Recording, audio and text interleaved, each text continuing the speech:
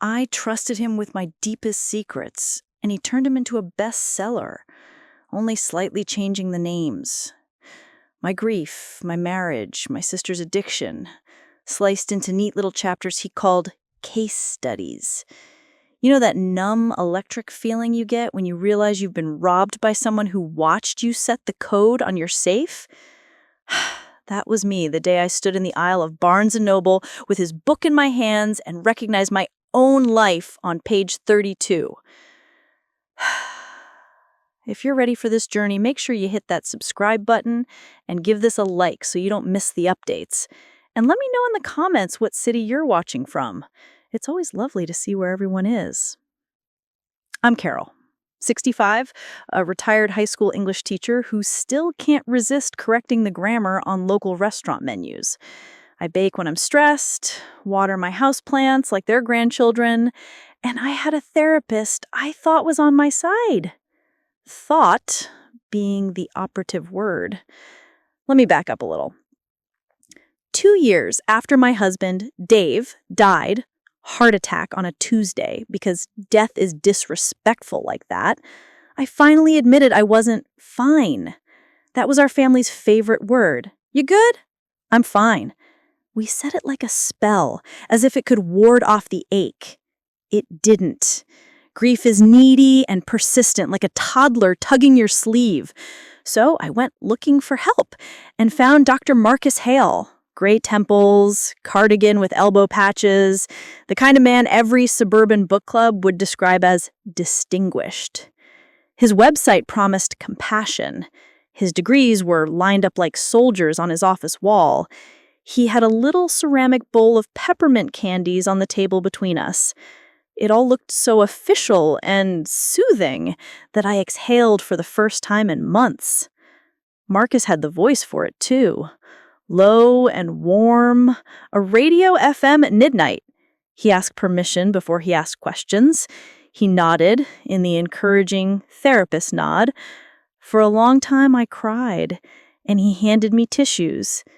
It felt like air returning to a room that had been shut for too long. Somewhere around session 5, he began to share little things about himself. Self-disclosure, he called it, like it was an herb you add to soup.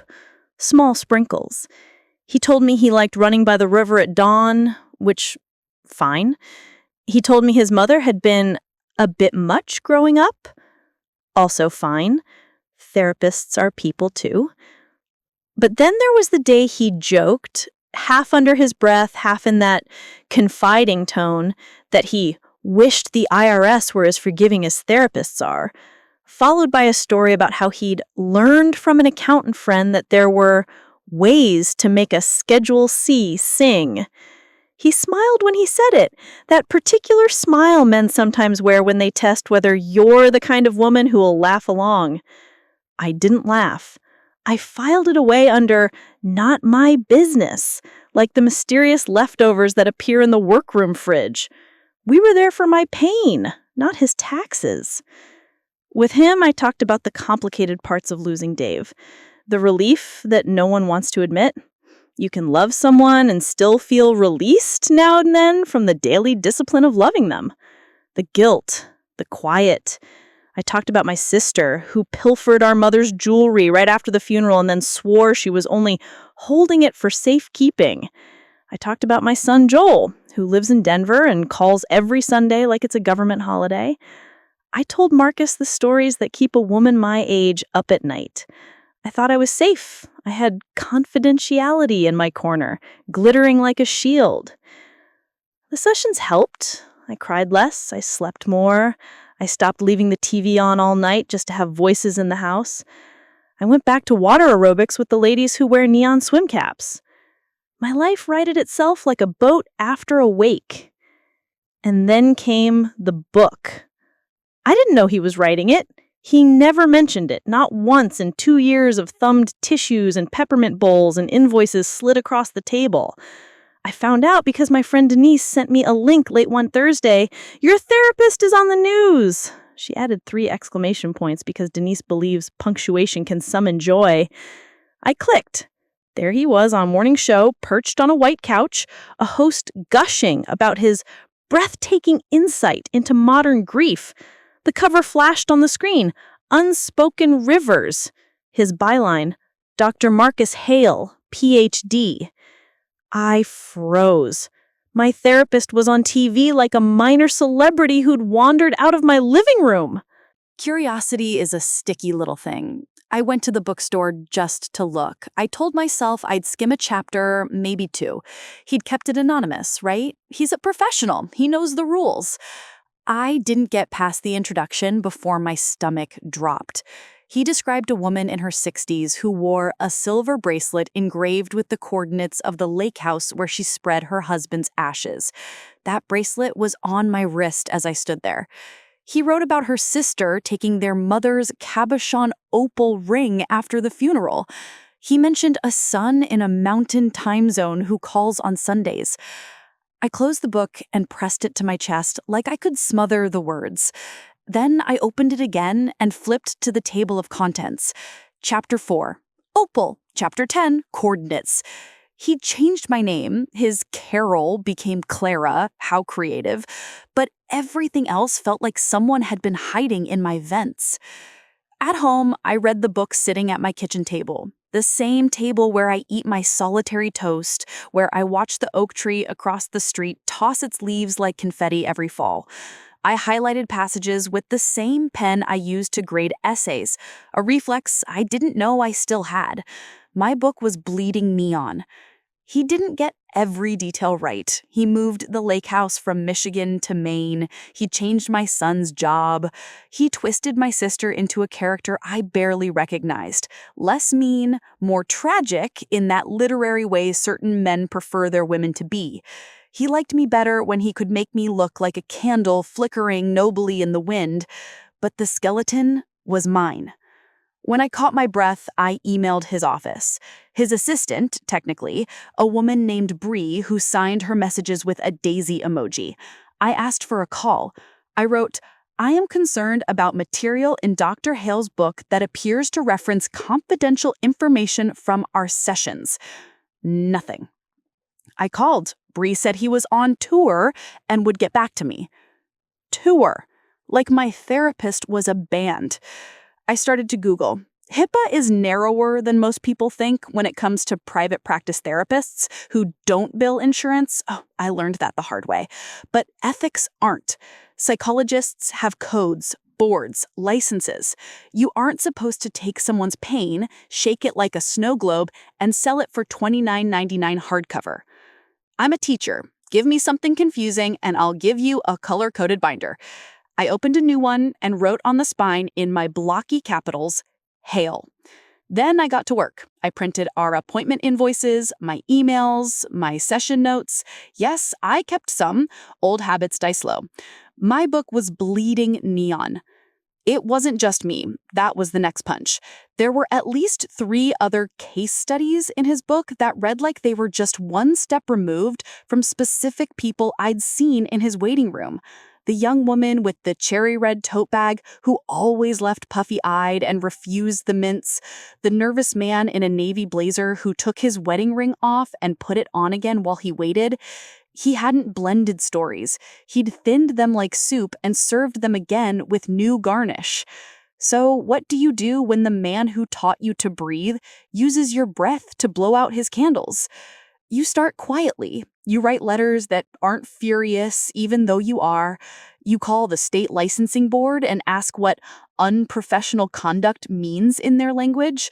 You nod through the part where the woman on the phone explains that anonymizing details can be permissible if no one can be identified. And it sounds like perhaps this author believed he had sufficiently anonymized these stories.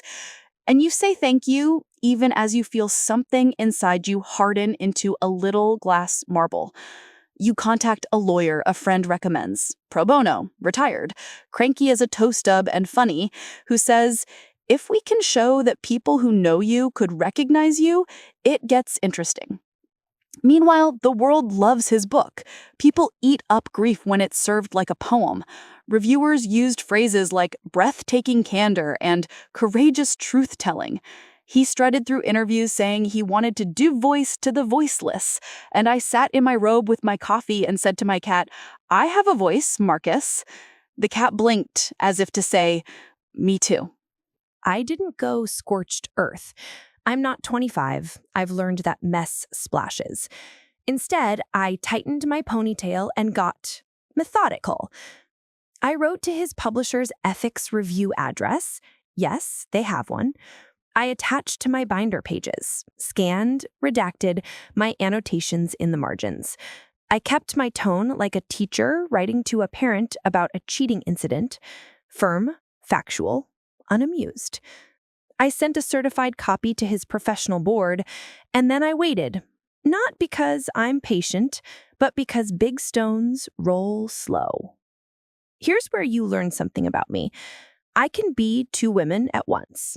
The one who bakes lemon bars and waters the begonias, and the one who, once she decides a line has been crossed, will not move an inch off the truth. I have a quiet streak that scares people who think loud is the only way to be dangerous. A week passed. 2. Breeze sent a chirpy note saying the doctor was overwhelmed with the wonderful response to the book and would circle back soon. I wrote back, "I'll be at the Riverbend bookshop event." She heart-reacted my email. I stared at that tiny gray heart and felt myself smile. Not kind, not cruel, just ready.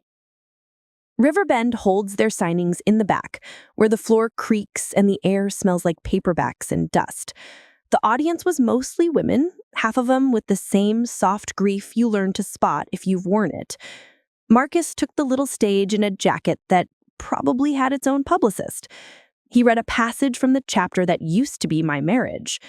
People dabbed their eyes. I watched him. I have a teacher's face. It's friendly when I make it friendly. He scanned us and didn't see me. Of course he didn't.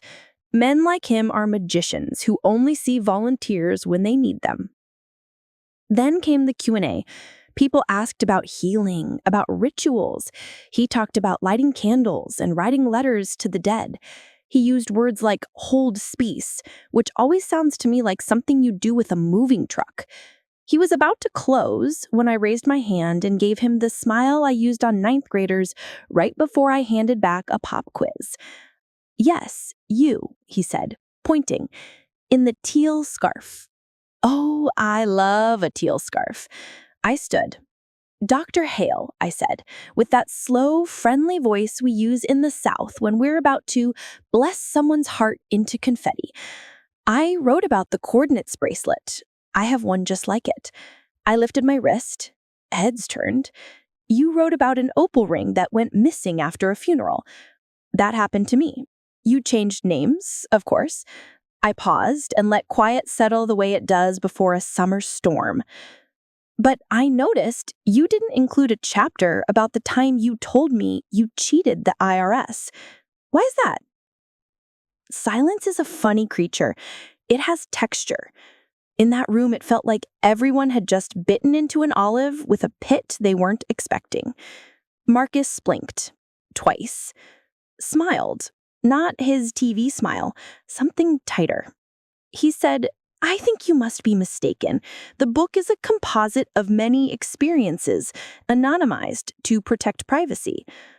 "I'm sure the IRS appreciates anonymity," I said gently. "But you were quite specific. Schedule C, if I recall. Your exact words were making it sing. Would you like me to read the email you sent me about your accountant's creative depreciation?" I held up a page protector. People craned. Cell phones came out, as cell phones do.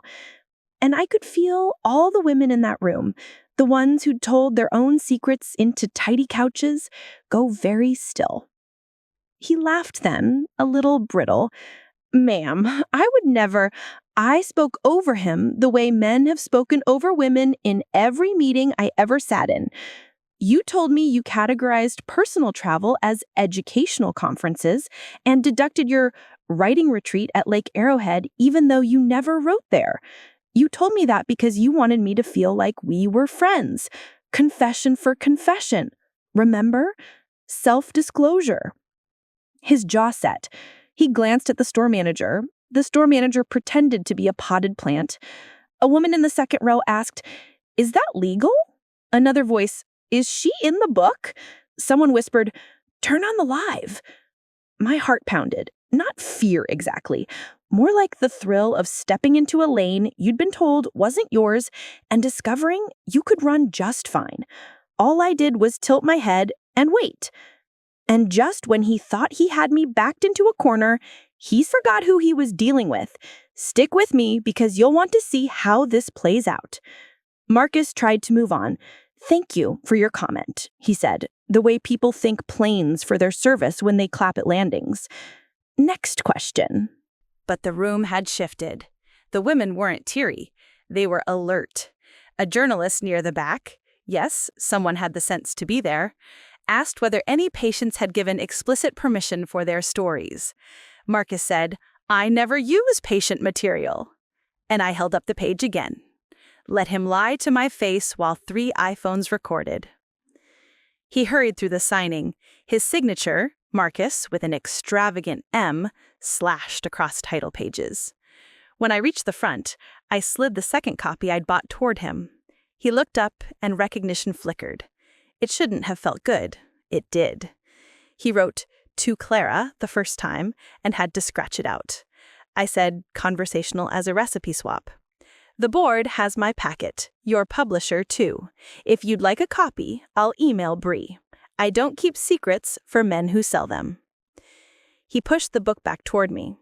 "Have a good evening," he said through teeth. "Oh, I intend to." Outside, autumn smelled like wood smoke. Denise had been in the back, recording. We laughed in that slightly hysterical way women laugh when the adrenaline ebbs and they realize they didn't die. We sat in my car and watched the first clips go up, the comment counts tick. I don't live for the internet, but there are moments when you realize the internet might live for you. That night, my inbox lit up like a Christmas tree on a caffeine bender. 2 emails from the publisher, one from legal, one from PR, both taking my concerns seriously. A curt note from Bree. "Dr. Hale is surprised and disappointed by the tone you took this evening." I imagined him in his hotel room, no peppermint bowl in sight, practicing lines for the next interview. I wrote back to Bree, "Tone noted, facts unchanged." The next morning, my son called from Denver before his coffee. "Mom, why is Aunt Denise sending me a video of you at a book signing?" I told him. He said the thing sons say. "Do you want me to fly out?" I told him the thing mothers say. "No, baby, I've got this." He laughed. "Yeah," he said, "you do." The internet giveth and taketh. Some people called me brave. Some people called me bitter. A few called me a liar who wanted attention. I didn't respond. I let the receipts talk. I posted one photo, my bracelet, my pages, and a note with the date of the session where Marcus first used the phrase self-disclosure. No commentary. Let people make up their own minds. They always do anyway. I wasn't done. The signing was the spark, but I'd been stacking wood for weeks. My lawyer, let's call him Frank because that's his temperament, drafted a letter that used phrases like identifiable private information and egregious departure from professional standards. We asked the board to review. We asked the publisher to pull his next print run pending an audit of the case studies. And then, because I am my father's daughter, and he taught me that a clean house is the best revenge, I did something his TV interviews would never prepare him for. I started calling the patients I believed I recognized between his chapters. I did it carefully. I didn't say, "I know who you are." I said, "I'm a woman who believes she was turned into literature without consent. If this rings any bells for you, call me." A burner number, a calm voice. And the first time my phone rang with a woman who said, "Chapter 7 is mine," I felt that little marble inside me soften a bit. Not because I was glad, because now we were many. I know this part is hard to hear, but it's important. The truth was about to come out, and it was going to be glorious.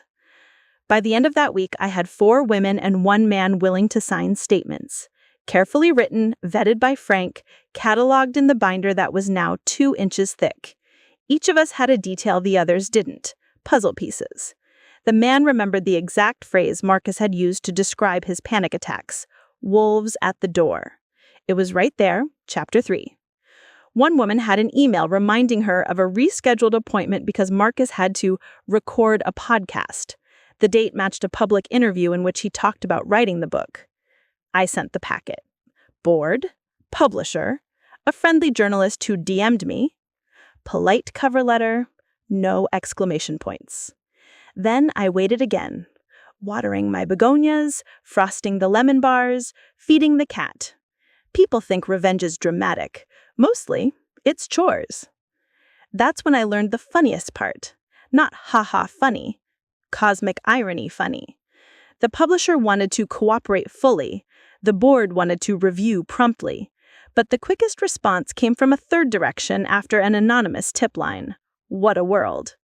A short email from an address ending in irs.gov, requesting a phone call regarding possible improper deductions claimed by a sole proprietor. I don't believe in miracles. I do believe in receipts. He was about to get exactly what he deserved, and I had a front row seat. Don't go anywhere. The email from the IRS wasn't dramatic. No sirens, no cartoon men in black suits knocking at my door. It was 3 sentences long and drier than a saltine. But you know that feeling when an elevator starts to move and your stomach tries to stay on the floor? That. I made tea. I put on lipstick because my mother raised me to respect institutions and also because I like to meet trouble with a good quarrel. Then I called. A woman answered with a voice like a friendly librarian. She confirmed a few details I'd already provided in my tip. Dates, the name of the Lake Arrowhead writing retreat, and the fact that Dr. Hale's practice was registered as a sole proprietorship. She asked careful, boring questions that matter very much in the world where consequences live. I stuck to facts like Velcro.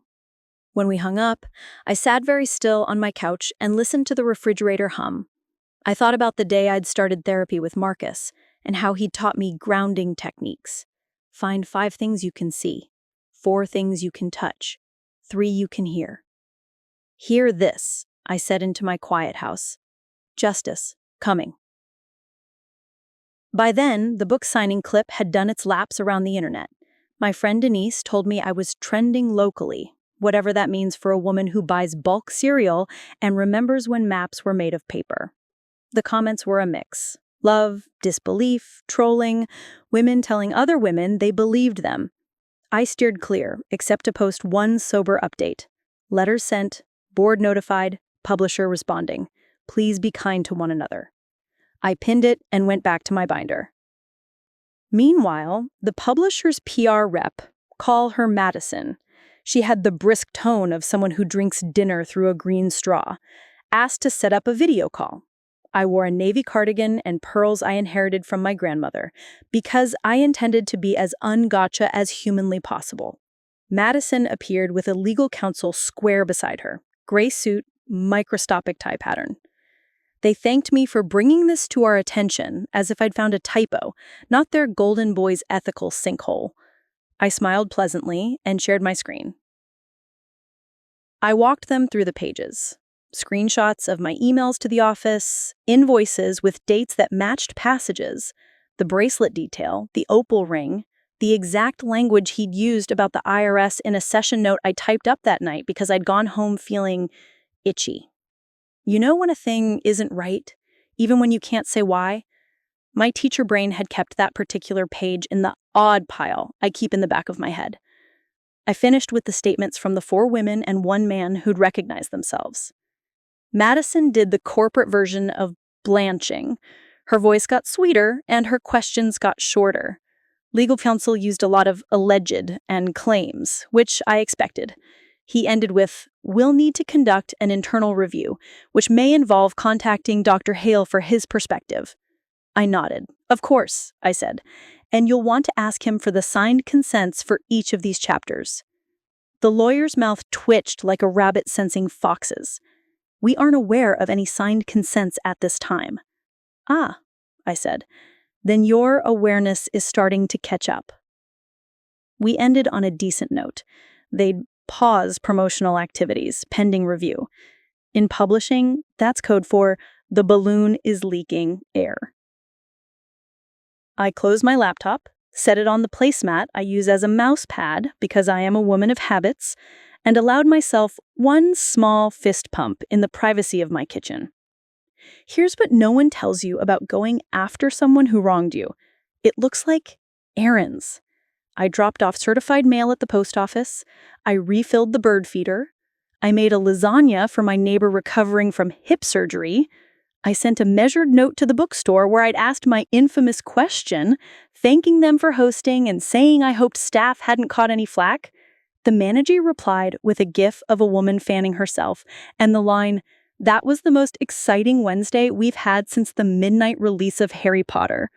Reader, I cackled. The board wrote to say they were opening a preliminary inquiry. I knew not to get giddy. Board moves more slowly than geologic eras. Still, it mattered. So did the email I received from an adjunct professor at the local university who teaches ethics in counseling. She'd seen the video. She asked if I'd consider speaking to her class. I told her yes, with one condition. This wasn't a spectacle. It was a case study in consent and power. She agreed. And then, because the universe has a sense of humor, Marcus finally reached out. Not himself, of course, through a lawyer. The email arrived on a Friday at 4:58 p.m., as if it wanted to ruin my weekend. Cease and desist. The subject line sat there in black suit and tie. The letter accused me of defamation, false statements, and tortious interference with business relations. It demanded I retract my false claims, take down my libelous post. What post? My bracelet photo? And cease contacting individuals who may be clients. The tone was angry in that polished way men in power think passes for reasonable. I read it twice. I forwarded it to Frank with a note, "Happy Friday." He called me 10 minutes later, already half laughing. "Congratulations," he said. "You have successfully become their problem." Then, in his lawyer voice, he told me to breathe. "It's puffery," he said. "A scare letter, and not a very good one. They want you to stop building a coalition. Don't reply. I'll respond Monday. Meanwhile, you enjoy your weekend and buy yourself something you don't need." I took his advice exactly. I put on my comfortable shoes and went to the farmer's market, where I bought heirloom tomatoes with names like heirlooms should have, Cherokee Purple, Mortgage Lifter, plus honey from a woman who calls everyone darling. I chatted with a group of retirees about the state of the world and the price of cucumbers. A little girl in a blue tutu offered my cat a piece of pretzel. My life, in other words, remained my life. Monday morning, Frank emailed a reply to their reply, 3 pages of restrained demolition. He noted that truth is an absolute defense to defamation, that my statements were supported by contemporaneous documentation, and that any attempt to prevent me from contacting others who might have been harmed may be construed as an attempt to obstruct an ongoing professional misconduct inquiry. He CC'd the board and the publisher for good measure.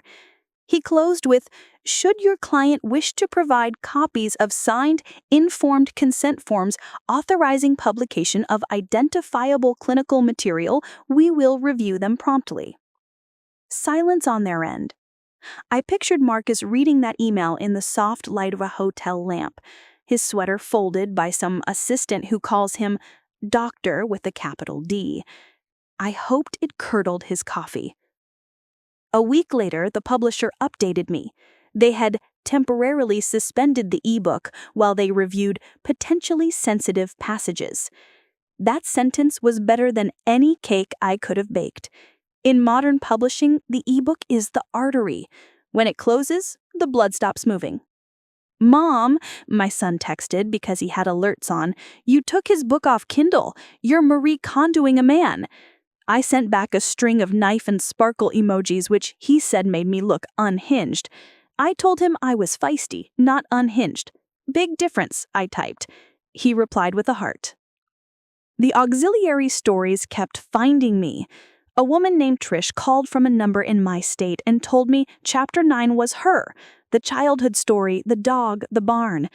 She said, I thought I was crazy. Like, I kept telling myself it couldn't be me because he's a professional. I told her, professionals are people who can harm you with smoother edges. She cried. I listened.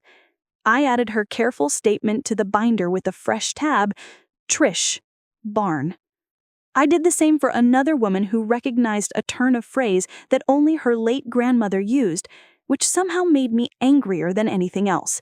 You don't steal the dead's voice to sell your book. At the same time, I made sure that my revenge didn't mutate into a witch hunt. I posted reminders under my update. Don't contact him. Don't harass anyone affiliated. We do receipts here, not pitchforks. The internet can be a pack of coyotes if you whistle wrong. I kept them calm with clear expectations, school teacher style. Then came the ethics class. I wore my good blazer and sensible flats and brought a box of those cheap tissues that tear at the wrong times because students cry when they realize ethics is people, not rules. I told them my story in a stripped-down way. This is what happened. This is what I did. Here are the questions I asked myself along the way. Consent. Power. The allure of the greater good when it's really a self-serving justification.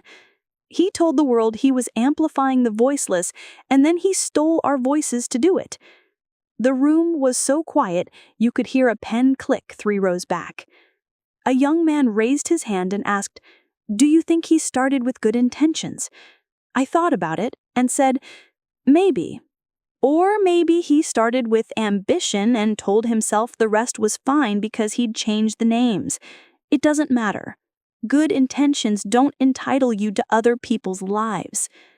After class, the professor asked if she could put me in touch with a colleague who sits on a national ethics committee. I said yes. He emailed to request my documentation. I felt like the marble inside my chest had turned into a pearl. It hurt once, then it layered over, then it became something I could wear with purpose. And just when he thought he had me backed into a corner, he forgot who he was dealing with. Stick with me, because you'll want to see how this plays out. About this time, a second shoe decided it didn't want to be on a foot anymore. A journalist, different from the bookshop one, this one from a magazine that sits in doctors' offices, called to say she'd received an anonymous tip that Dr. Hale had advised a mid-sized podcast about grief, appearing on episodes where he discussed composites. The tipster claimed that he'd bragged in emails about the book's real-life origin stories as a way to snag the podcast gig. The journalist asked if I had those emails. I did not, but I had something better. A retired media producer in my morning water aerobics class, whose grandson is a wizard with the Internet Archive. Don't say his name, she told me, wagging a finger in the locker room, but send me the dates. I did. Lo and behold, the cast had bonus materials tucked into an old page. Teasers where Marcus said he was digging into real cases that illuminate universal truths. It wasn't nothing, and in the hands of a good reporter, nothing can grow a skeleton. While that percolated, the IRS lady called me back. She asked if I had any additional documents about the Lake Arrowhead retreat. I did. A promotional flyer for a cabin rental he'd shared with Bree's email address in the corner, and the phrase, perfect for writing sabbatical. He'd sent it to me when I mentioned that Dave and I used to love the mountains, and how I couldn't stand to go near them now. You should go, he'd said. It's healing. The audacity still makes my eye twitch.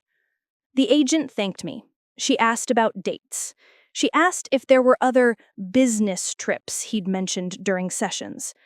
I told her about the New Orleans conference he'd claimed as a deduction, even though, by his own admission, he'd spent the entire weekend networking on Frenchman Street, which is therapist for drinking with other therapists. She chuckled softly. People would be amazed how much confession is in boast, she said. We'll be in touch. Then a letter from the board requesting my presence for an interview. Not a hearing, not yet. An interview. They wanted to better understand the extent to which identifying details were preserved. I set the date, I ironed my blouse, and I packed my binder like I was taking a child to the first day of school. Denise drove me and waited in the lobby with a magazine and a thermos of coffee strong enough to strip paint. "You've got your teacher glare," she said, squeezing my hand. "Use it." I promised I would. The interview room was beige in that bureaucratic way, with a table that had been buffed by 1,000 anxious palms. Across from me sat 3 people, a psychologist, a lawyer, and someone's job title might as well have been, "We keep meetings from becoming brawls." They were courteous. I was precise. I showed them how the book's details aligned with my life in ways no composite could explain. I showed them the statement from my sister, who, under duress and with limited grammar, admitted to taking the opal ring and confirmed the exact phrasing she'd used when she'd been caught. It was in chapter 4, verbatim, right down to a misplaced literally. They asked if I felt harmed. I told them harm is complicated. "I'm fine," I said, and we all heard the lie at once. I tried again. "I've been rearranged." I have to carry the knowledge that my private words were a commodity to him. I have to wear that every time I look at my bracelet. The psychologist nodded slowly. "That's harm," she said. "You don't need to sell us on the word." I didn't cry, but it walked up behind my eyes and looked around. After the interview, I went home and made soup. Chicken and rice, the kind my grandmother made with lemon and dill. I sent a bowl next door to my hip surgery neighbor with a note. When I came back inside, my cat had found a sun patch and was snoring delicately. "You're not worried about professional misconduct," I told him. He twitched an ear. Then something new, a direct message from Bree. "Can we talk off the record?" If this were television, dramatic music would have played. In real life, I let the message sit while I folded laundry and consulted my better angels. Then I wrote, "Your choice, but if you tell me something that speaks to ongoing harm, it won't stay off the record." She replied with an emoji I couldn't parse, and then, "I don't know what else to do. He's scaring me." We met in a park 2 towns over, at a table carved with the name of a girl who once loved a boy named Zach. Bree was younger than I'd realized, 20-something with tired eyes. She wore a sweatshirt and clutched a coffee like a talisman. "I didn't know," she said before she even sat. "I mean, I knew he was writing a book, but I didn't know it was people. He told me everything was fictionalized beyond recognition." She rolled her eyes at the phrase like she'd practiced. "What changed?" I asked. She bit her lip. "The emails," she said. She pulled out her phone, hand shaking, and showed me threads where Marcus had sent passages to himself from his work account, labeling them with patient initials. He'd written things like Clara Carol bracelet and Opal, sister theft, keep. A nausea settled into my bones. "You have these?" I asked gently. "Can you share them with the board?" She nodded. "I can," she said, "but I'm scared. She stopped. "He's not the person he is in public." I put my teacher hands over hers on the table. "We'll keep you safe," I said, and then I made the calls that keep people safe. I called Frank. I called the board. I gave Bree the number of a tenant rights nonprofit that also helps whistleblowers. She sent the emails the next day with a subject line that read, "This is the truth." The board moved faster than any government body I've ever seen move outside of a fire drill. They scheduled a formal hearing. The publisher froze all remaining inventory, pending an editorial audit. The magazine reporter asked whether I'd go on the record. I said yes, with one boundary. I wouldn't be portrayed as a brave widow or a scorned client. I was a woman with a binder and a long memory. "Deal," she said, and she meant it. And then Oh, the pride I felt. The IRS agent emailed to say they'd like me to be available as a corroborating witness regarding the Lake Arrowhead deductions, the New Orleans conference, and an educational expense that appeared to be a Peloton bike. "We get a lot of those," she wrote dryly. I wrote back, "I'll be home Tuesdays after 2, Thursdays anytime, and mornings are my best brain." She laughed. "We'll call Thursdays." He tried to regain the narrative, of course. He posted a statement on his website about mischaracterizations and creative liberties inherent in memoir, which was wild because his book wasn't a memoir, and also because dignity is not a quilt you can piece together out of other people's blankets. He held a Facebook Live where comments were turned off. He cycled through the words menus when they're losing: malicious, campaign, vendetta. He said he was deeply sorry if anyone felt hurt. The conditional apology, the refuge of cowards. My sister, of all people, sent me a plant, a pothos. For air, her note said. We haven't spoken much since the ring incident, but grief makes diplomats of us all. I placed the plant on the bookshelf where I used to stack the book I will now not name. The pothos began to trail over the edge within a week, like it had been waiting to exhale. The night before the hearing, I couldn't sleep. I made tea and sat at the kitchen table where so much of this had happened. Emails sent, documents marked, lemon bars eaten in the pauses between battles. I thought about Dave and the coordinates on my wrist. He would have hated all this. He liked order, quiet, the simple soothe of routine. He would have put his big, warm hand over mine and said, "Sweetheart, is this worth it?" And I would have said yes, because sometimes love is carrying the fight in a body that was built for peace. Morning, gray sky. I put on a navy dress and my pearls. I slid my bracelet into my sleeve like armor. Denise drove me again, this time in a blouse that said, "She meant business." We walked past a row of men outside smoking and pretending not to notice the women walking by. The hearing room was bigger than the interview space and colder, with 2 microphones and a pitcher of water. Marcus was already there with his lawyer. He looked smaller without adoration. That's the thing about men like him. Shrink the spotlight, and they flicker. We were sworn in. I told the truth, the whole of it, without embroidery. His lawyer tried to rattle me with questions about whether I wanted publicity. I said, "I want accountability." He asked why I kept notes from therapy. I said, "Because I am the kind of woman who writes things down." He asked if I was out for revenge. I smiled. "I'm out for repair." I said, "If that looks like revenge from your side of the table, I can't help that."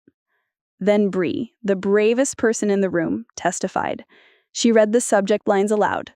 At Clara Carroll Bracelet, the panelist who'd been quiet put down his pen and looked at Marcus like a teacher looks at a boy caught with the answer key in his pocket. The psychologist asked how he reconciled his actions with the ethical codes section on confidentiality. He delivered word salad with a sprinkle of remorse. The panel did not look impressed. After, I went home and watered the pothos. I didn't know how it would shake out. I only knew I'd done the thing I could live with. In my experience, that's the only metric that matters in the long run. You can't control the jury, the board, the publisher, the internet. You can control whether you behaved like the person you meet in your bathroom mirror. That night, my son FaceTimed me with his new puppy in his lap, a ridiculous creature with paws too big for his life. "How'd it go, Mom?" he asked. I told him the gist. He whistled. The puppy sneezed. "I'm proud of you," Joel said, his face doing that soft thing his fathers did when he meant it. "You taught me not to let people skate. You always did." "I did," I said, surprised to hear it out loud. A week later, the reporter's piece landed. Measured, thorough, devastating in a way that wears a tie. It quoted the ethics code. It quoted Bree. It quoted me, saying, "No one gets to make a living off a story I haven't given them." The photos were of a bracelet on a weathered wrist and of an opal ring. Not mine, a stock image, but the effect was surgical. The comments? I didn't read them. I took a walk instead and counted the crows. 2 days after that, the publisher's audit completed. They sent me a letter and a check for harm done and to signal our good faith, which I didn't cash until I'd asked Frank to read every syllable for sneaky strings. There weren't any. There was also a paragraph stating that Unspoken Rivers would be withdrawn from distribution pending substantive revisions, and that Dr. Hale's next book was canceled. The PR person told a journalist it was a mutual decision. I smiled into my coffee. Mutual as a breakup text. And then the board issued a preliminary finding, sufficient cause to move toward disciplinary action, including potential suspension of his license. Not a victory yet, but the field had tilted. He was about to get exactly what he deserved, and I had a front row seat. You'd think the day a publisher pulls a book and a board sharpens its knives would feel like fireworks. It doesn't. It feels like laundry humming, soup bubbling, the sound of a stapler chewing through a fresh stack of affidavits. Justice, as it turns out, wears orthotic shoes. That week, I built a spreadsheet because I am who I am. Tabs for every known case study with columns for real person, book chapter, identifying detail, documentation on hand, documentation needed. I color-coded it. Green for solid, yellow for almost there, red for speculative. Then printed it, because screens lie, but paper keeps its promises. Frank read it, whistled, and said, "You missed your calling." I told him I already had my calling, and it paid in student eye rolls and homemade cookies. Marcus went quiet. He canceled a few appearances with scheduling conflicts and posted an old photo of himself jogging at dawn with some blather about finding clarity in motion. "You cannot run from a paper trail, sweetheart," I whispered to the screen. "But sure, do your laps." Then came the first actual ask from his side. No more chest-thumping, cease and desist, no more legal puffery. His attorney requested a privileged settlement conference to explore resolution. Frank forwarded the email and wrote, "They've seen the writing on the wall, and for once, it isn't theirs."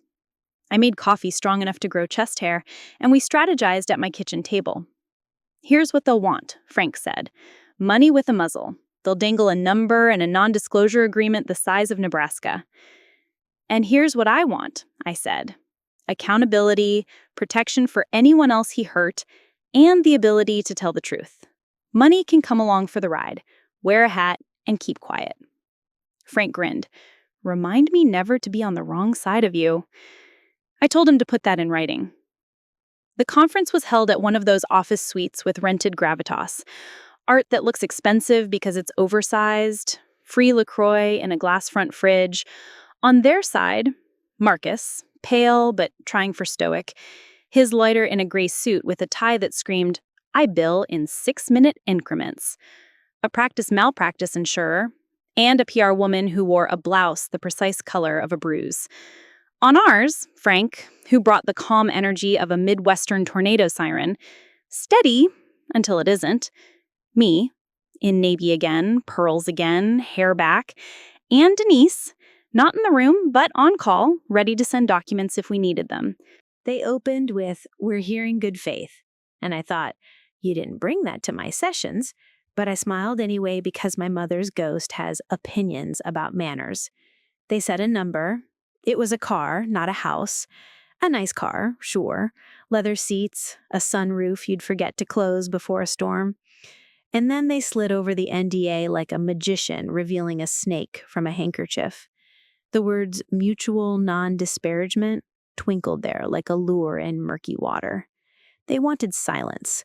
They wanted me to be the last page of a book no one could check out again. Frank let the moment stretch. Lawyers think time hurts. Teachers know silence makes people tell on themselves. Finally, he said, "No." Then he slid our paper across the table. Our terms were the opposite of dainty.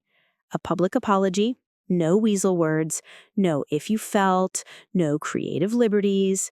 A fund, significant, administered by a third party to pay for therapy for any client of his who believed their confidentiality had been breached or who needed to transition to a new provider. An independent ethics audit of his practice, proof provided to the board that any composite in the book had either been genuinely composite, show us the math, or had written informed consent on file. And as for me, monetary damages, yes, but paired to one condition. I would not sign away my right to tell the truth about what had happened to me. I would agree not to reveal other clients' identities or private details. I would not be muzzled on my own life. The PR woman exhaled, as if we'd asked for a kidney. The insurer frowned, already counting actuarial chickens. Marcus finally spoke. "I won't be humiliated," he said, brittle. "I've devoted my life to helping people." I looked him in the eye for the first time since the signing. "Then you know what repair looks like," I said. "This is it." They caucused in a side room and left us to sip LaCroix and judge the art. Frank doodled chess pieces on his legal pad. I texted Denise. "He wants me quiet." She replied with a gif of Judge Judy. When they returned, they'd shaved our demands like a barber with a shaky hand. Smaller fund, apology off the table, NDA back in play. We stood. "We appreciate your time," Frank said pleasantly. "We'll see you at the hearing." I thought that would be the end of the settlement dance. It wasn't. 2 days later, they emailed again. A slightly bigger number, a statement of regret that tripped over every hedge in the garden, and an addendum proposing that I could speak broadly about ethics, but not mention him or the book by name. Frank called it brand management disguised as contrition. I didn't shout. I didn't write a spicy post. I did what I always do. I wrote a list. At the top, I wrote, "What am I willing to live with?" Underneath, 2 columns, yes and no. Under yes, I put, "Use my experience to teach, protect other clients, make it impossible for him to do this again." Under no, "Be his secret, trade the truth for cash, allow his story to eat mine twice." I emailed back one sentence, "No NDA, no deal." Frank added 3 pages of polite legalism underneath, which is why we pay lawyers. That night I slept through till morning, the kind of sleep you can't buy with pills. And while I was dreaming about Dave trying to parallel park a boat, a thing we never owned, the world kept grinding forward without me. A former colleague of Marcus's, a therapist who'd shared office space with him for a year, sent a confidential letter to the board describing concerns that were dismissed at the time, including an overly familiar style with clients and a pattern of framing sessions as collaborations. She included a note from a staff meeting where he joked, "One day I'll write a book, you'll all be in it." They'd laugh then. No one was laughing now. Around the same time, the magazine piece sprouted legs. A morning show, not the one that first cooed over his work, a different one with a host who asks questions like she actually wants answers, invited me on. I said no, then yes, then no again, then called my son. "Would it help?" he asked. I said, "It might. Not to punish, to prevent." He nodded. "Then do it," he said. "Wear the pearls." So I went. They did my makeup in a chair that felt like a dentist's and mic'd me up in a room colder than a January church. The host looked me in the eyes and said, "Are you ready?" I thought of the women in the waiting rooms, the men twisting rings, the assistants who delete emails for their keep. "Yes," I said. And then, live on air, I told the truth in the measured voice of a teacher reading the rules on the first day of class. I didn't mince. I didn't name clients. I said my name, because anonymity protects cowards and victims, and I am neither. I said he used details from my sessions to sell a book. I said he changed enough to protect himself, not enough to protect me. I said he told me about cheating on his taxes like it was a joke. It isn't. And when the host asked why I hadn't settled quietly, I said, because quiet is where people like him live. I prefer light. The clip did what clips do. It ricocheted. It reached a cousin I haven't spoken to in years. It reached a former student, now a therapist herself, who wrote to say, Thank you for reminding us our first promise is to do no harm. It reached, apparently, a senior editor at the American Psychological Association who asked for permission to use my case, redacted, in a continuing education module. I said yes, on one condition. Don't make me a cautionary tale, make me a threshold. And just when he thought he had me backed into a corner, he forgot who he was dealing with. Stick with me, because you'll want to see how this plays out. Meanwhile, the IRS part of this little symphony found its trumpet. The agent, now comfortable enough to call me Carol as if we were old friends who meet in the cereal aisle, asked if I could recall any other business expenses he'd bragged about. I remembered a watch, 4 TV appearances, that he'd bought from a boutique and then posted about on Instagram. He called it an investment in credibility, I said. Her chuckle this time was downright merry. We don't depreciate credibility, she said. Shame.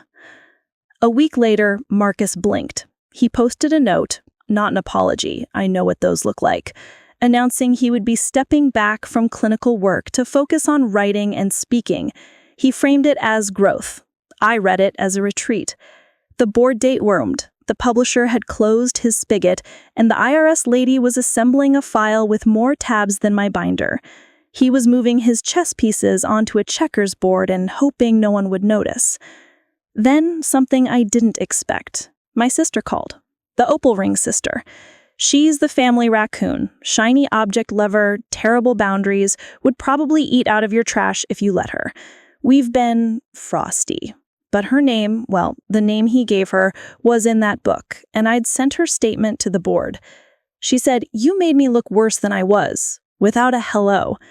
I said no, stirring soup, because I am nothing if not on brand. He did. We met at a coffee shop that has the good scones, the kind with big sugar crystals that make you feel like you're chewing diamonds. She apologized for the ring again, and I accepted, again, and this time it felt less like a ritual and more like a stitch.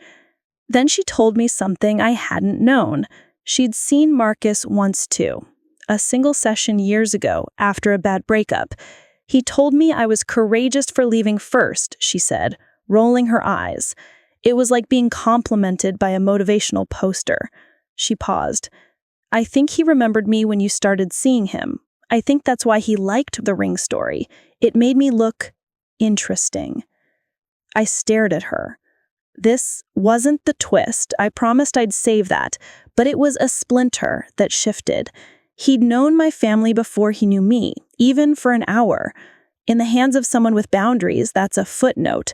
In the hands of a man who believes real people are a buffet, it felt like a setup. I told Frank. He added a note to the board file. Prior contact with family member may have influenced provider's decision-making and exploitation of identifiable material. Lawyers, masters of making what you feel sound like a statute. The morning of the second board hearing, the hallway outside was busier than last time. Reporters, yes, but also therapists. Some curious, some grim, some with a look that said, "Please don't let the world think we're all like him." I wanted to hug the grim ones and tell them I know. I didn't.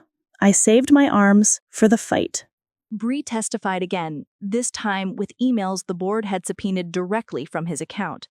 Subject lines were one thing, content was another. Clara Carroll Bracelet had a body, a paragraph in which he wrote, "Keep the coordinates bracelet, too good to lose, change lake." Another, opal ring, make sister sympathetic, audiences respond to redemption. The panelist who'd put down his pen the first time did it again, slower. The sound of things clicking into place makes no noise at all, but you could feel it. Marcus tried to thread a needle that wasn't there. He said he'd been workshopping a novel. He said he used archetypes. He said fiction so many times it lost its pronunciation. The psychologist on the panel asked, "Do you understand the difference between inspiration and appropriation?" He said yes. The room said no. We broke for lunch. I sat in my car and ate a turkey sandwich with a hospital's worth of hand sanitizer nearby because I am still who I am. Denise sat in the passenger seat and scrolled, efficient thumbs. "They're saying he's cooked," she reported. "We do not celebrate until the cake is baked," I said primly, and she threw a napkin at me. After lunch, the insurer made a face that can only be described as math and requested to speak off the record with counsel. When the board returned, they announced they'd be issuing an interim order, suspension of Marcus's license pending final determination. He could not practice. He could not present himself as a provider. He could not see clients, not even to finish a course of treatment. There was a moment of quiet, shock, relief, yes, and something that felt like air coming back into a room. Then the panelist banged the gavel because people were not supposed to clap. And yet, I drove home in the slow right lane, 10 and 2 like a driving instructor's dream, my hands shaking anyway. At a red light, I cried so hard I laughed. I wiped my face with the napkin Denise had thrown at me. "Told you to keep it," she said, patting my shoulder. "We are a comedy duo no one asked for and everyone deserves." That evening, a different email landed, from Marcus himself. No lawyer, no letterhead, just a man at a keyboard who was losing things he'd never thought could be taken from him. He wrote, "I never meant to hurt you." He wrote, "I thought I was helping people." He wrote, "Please, can we talk?" I stared at it for a long time. Then I clicked forward, typed Frank's address, and added one word, archive. We don't do back channels anymore. People in my life began to exhale.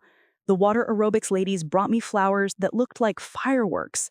The ethics professor mailed a thank you card with 20 signatures from students who'd written things like, "I will remember the bracelet," and "I will never use anyone's pain to make myself look profound."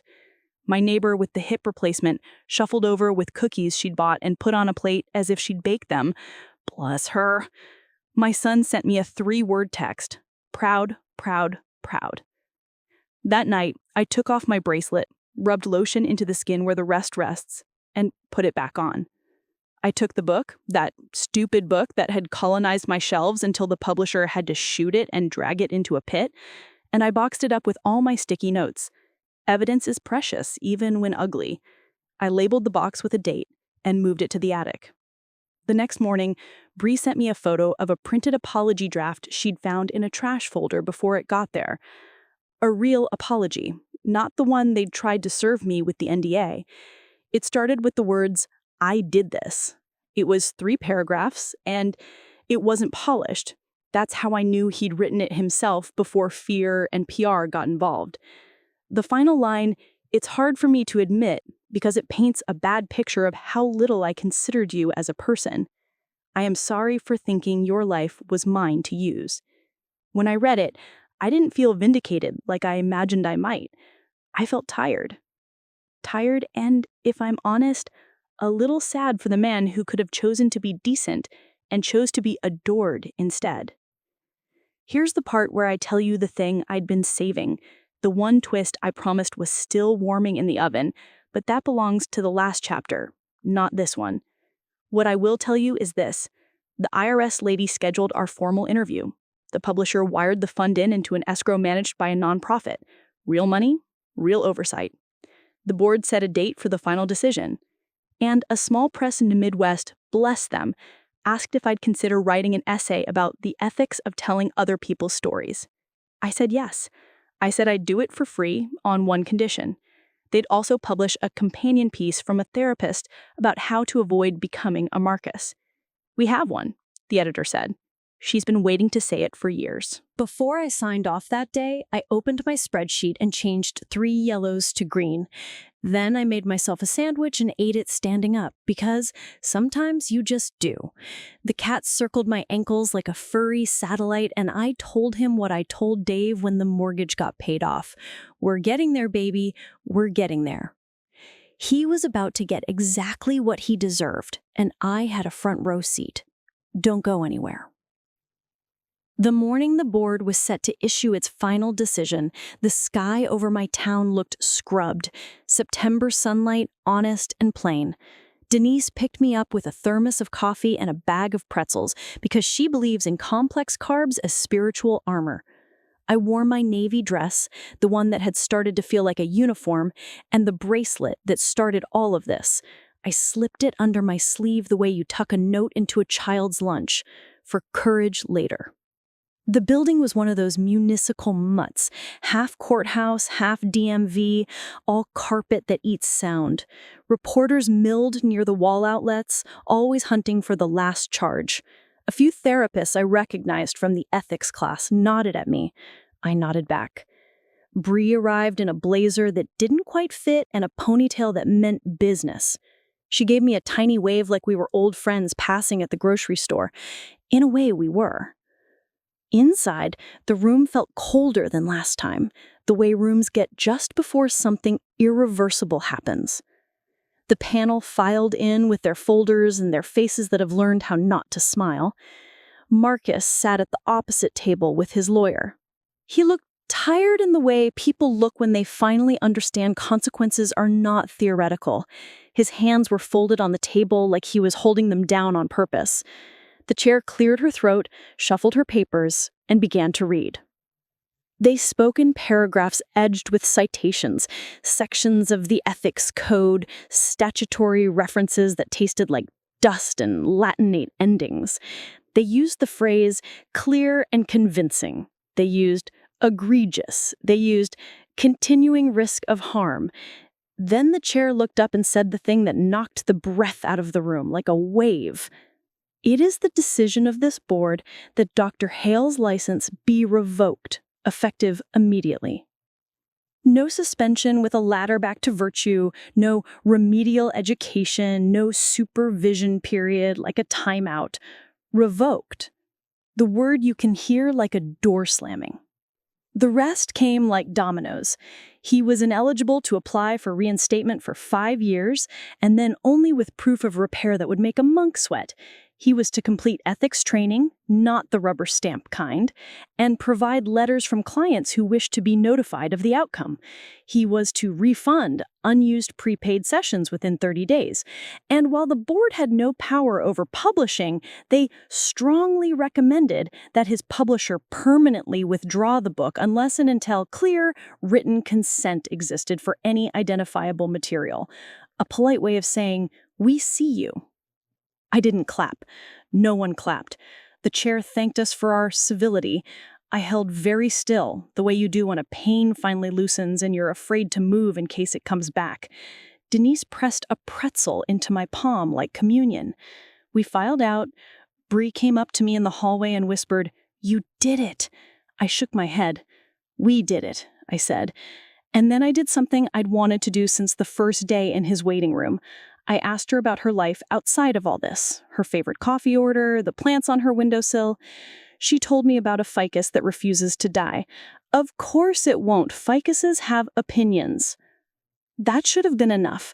License gone, book frozen, IRS sniffing. Any normal person would have called it victory and gone home to make a celebratory meatloaf. But there was one more thing. The thing I'd tucked away where you keep the worst splinters until you have the strength to pull them out. In the days between the first hearing and this decision, the board had subpoenaed more documents. Among them, working drafts of his manuscript and emailed notes to himself that made my teeth ache. One email, subject line, epilogue, find ending, contained a PDF attachment I couldn't open on my phone in the lobby. The board's lawyer asked if I'd like a copy for my civil file. Frank said yes. We put it in the stack. We went home. I opened it that night at my kitchen table. The PDF was a scanned page from a yellow legal pad.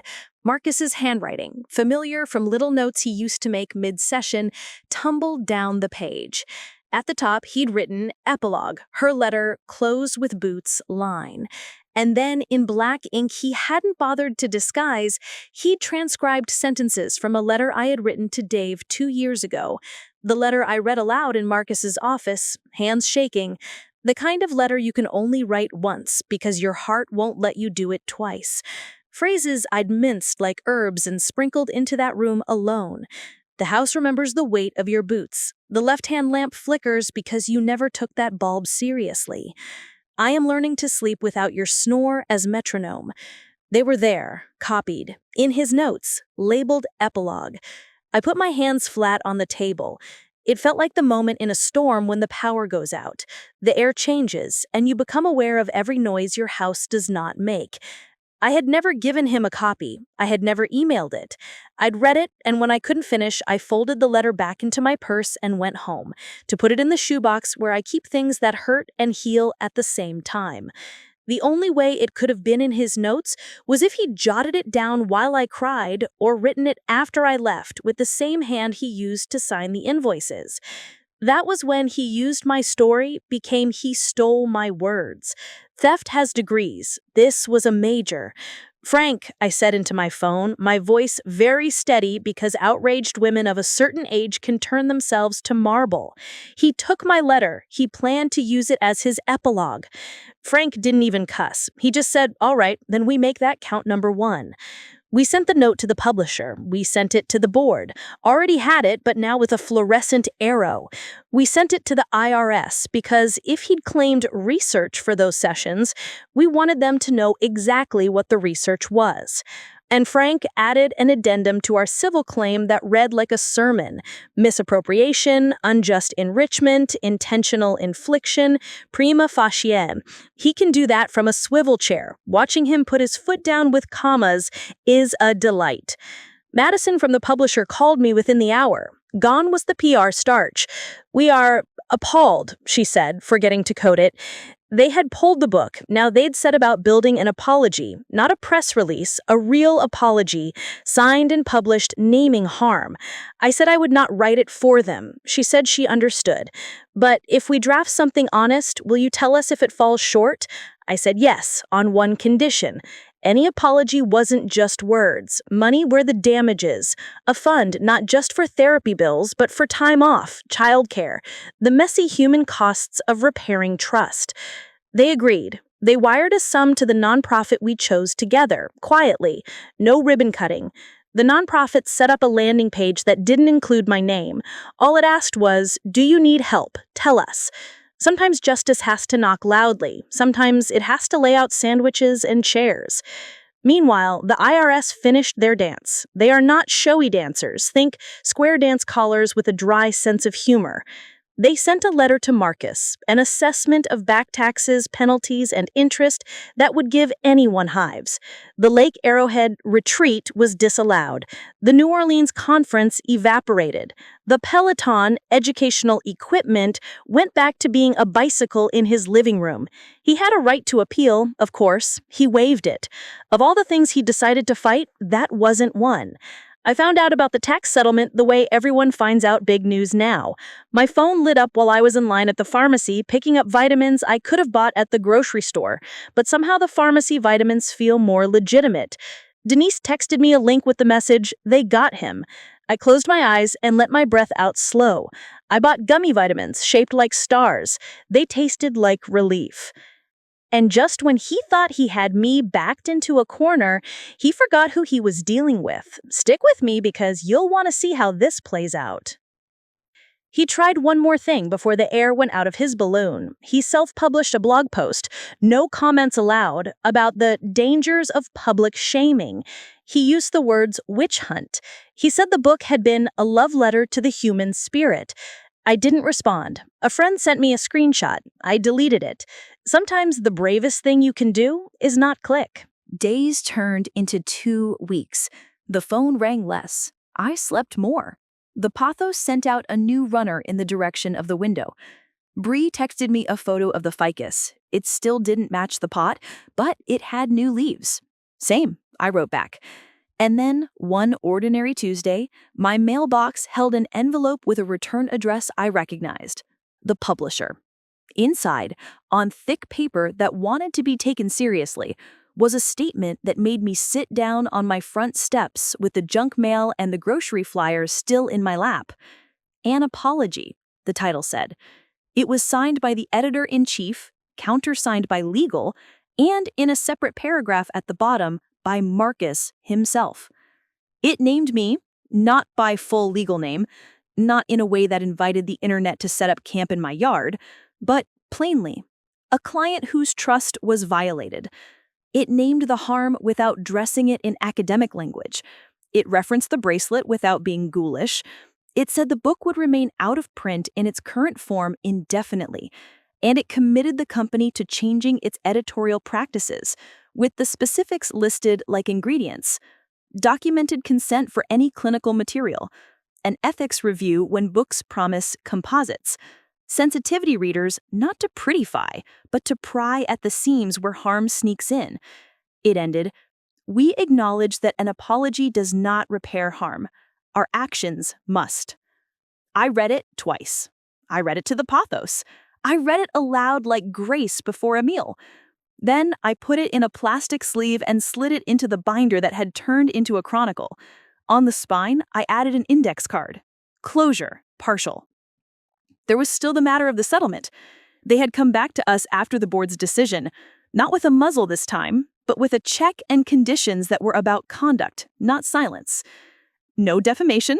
Fine. I stick to truth. No identifying other clients? Obvious, these were never my stories to tell. And a line I insisted upon: his public apology would remain public, not scrubbed when Google got bored. It would live as long as the book had lived, maybe longer. He signed. I signed. Frank took me out for pie and told me he was his favorite client because I paid in lemon bars, rage, and organized PDFs. You might imagine I felt triumph then. I felt clean. That's the best word. Like the room of my life had been aired after someone snuck in and steamed up the windows. People asked me what I did with the money. It wasn't mansion money. It was college tuition money. I put a portion into the fund because I believe in demonstrating what I demand, and I paid off the last stubborn nibble of my mortgage. Then I did 3 small, petty things that pleased me greatly. I bought a new stand mixer in a red so bright it scandalized my kitchen. I replaced the crooked fence post Dave had always said he'd get to, and I paid for Bree's last semester of night classes with a cashier's check and a note that said, "Finish strong, then rest." She sent me a photo of her cap and gown and the ficus, which she'd repotted. Progress takes root if you give it room. The final piece, the one that still knocks at me some nights, was the letter. My letter.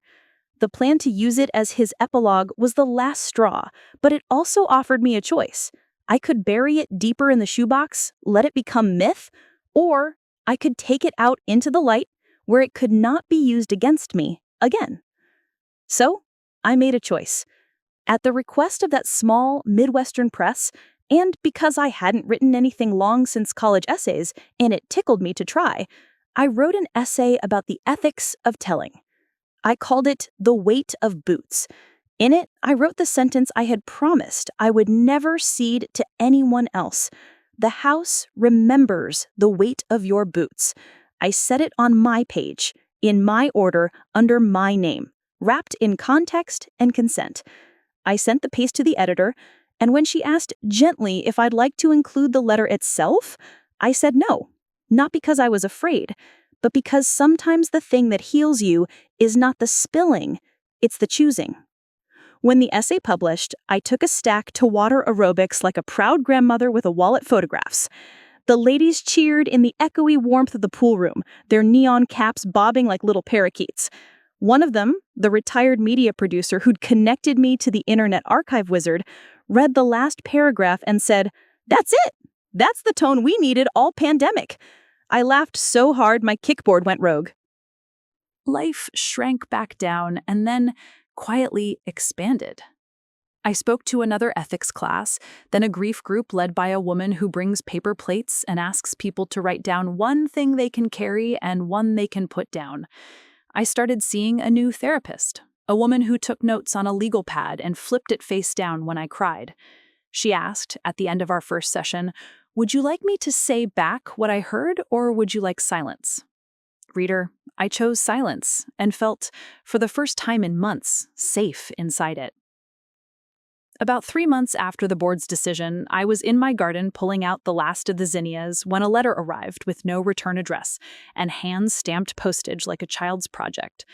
Inside, 2 things: a money order for a modest amount, and a single sheet of paper with a sentence written in Marcus's handwriting that I recognized, like you recognize your own checkbook scrawl. "I am sorry for thinking your life was mine to use. No name, no rationalizations, not the apology the publisher had printed. This was a private one, which did not ask for forgiveness and did not deserve it yet, but offered something I could set down. I took the money order to the nonprofit and asked them to use it for someone's first session with a therapist who knew what a boundary was for. I slipped the sentence into my shoebox next to Dave's letter. It did not erase, it did not absolve, but it stopped the last echo. I decided not to file the last remaining suit Frank said we could win if we wanted to. Not because I'd run out of fight, honey, they will pry that out of my cold, coral lipsticked mouth, but because I had reached the point of diminishing returns. Justice, I've learned, isn't a buffet where you heap your plate high. It's a well-cooked meal you stop eating when you're satisfied. The bracelet stays. The opal ring never came back. That story will always be crooked, but my sister and I have learned how to talk without stepping on the broken bits. She brings me those scones with sugar crystals when she visits, and we touch the past like a bruise, gently, with rue and a little humor. Bree finished school, she moved to a new city and sent me photos of her desk. No ficus, she gifted it to me on her last day with a card that said, "For air," but a cup of pens and a sign that reads, "Ask for consent." The nonprofit fund sent a quarterly note. Because of what we did, 27 people got help they otherwise couldn't afford. One woman wrote, "I didn't trust anyone to listen. Then I did." And Marcus? He will live however men who have been told no by an entire room live. He will find new rooms. They always try. But he will not sit in front of women like me and take our sentences for trophies. Not now. Not for a long while. Perhaps never again. The IRS will notice him for a while. That's a relationship no one enjoys. The book is a ghost. If one day he does the work and comes back humbled, that's between him and the mirror he's avoided. My job was never to end him. My job was to end what he did to us. I know some people want a scene where I stand on a metaphorical hill with a flag, the soundtrack swells, and justice bows. Life is quieter than that. Justice cleans the counters, calls the board, keeps the receipts, tends the plants, and answers the phone when the next woman says, "I think this chapter is me." And if you're wondering whether revenge tasted sweet, yes, but it tasted better to turn it into repair. It tasted best to turn the last page on my own, under my own name, with my own hands. I ended up back where I started, in a bookstore, but this time in the essays section. A woman in the aisle picked up my little piece in that Midwestern press and read the first paragraph. She looked at my bracelet, then at me, then held the book up like a toast. "I'm sorry," she said, the way we say "I love you" to strangers we recognize. "Me too," I said, and meant both parts. We stood there a minute in the smell of paper and dust. I bought 2 copies, one for Denise, one to leave on the little free library down the street, because I believe in book karma. On the way home, I took the long route past the lake that is not the lake from the book, but is my lake anyway. The water looked like glass. I didn't cry. I didn't need to, because in the end, I didn't just get even. I got back what mattered. My voice in my mouth, my story in my hands, my grief where it belongs, mine. He was about to get exactly what he deserved, and I had a front row seat. Turns out, I also had the pen. If you made it this far, thank you. And tell me in the comments, what would you have done in my place? My grandmother told me this story. Thanks for watching this video. Bye bye!